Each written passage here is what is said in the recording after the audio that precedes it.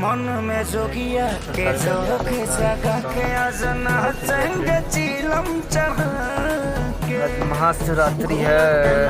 लगे होई तमाशा ठीक कहिलो न बंगिया किया। अच्छा, अरे बाबा के बूढ़ी है काला। हाँ, मन में जोगिया के जोख जगा के आज नाचेंगे चीलम चढ़ा के।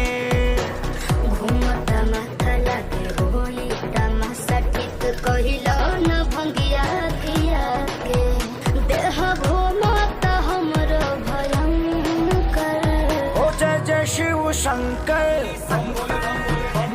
कांटा लगे न कंकर।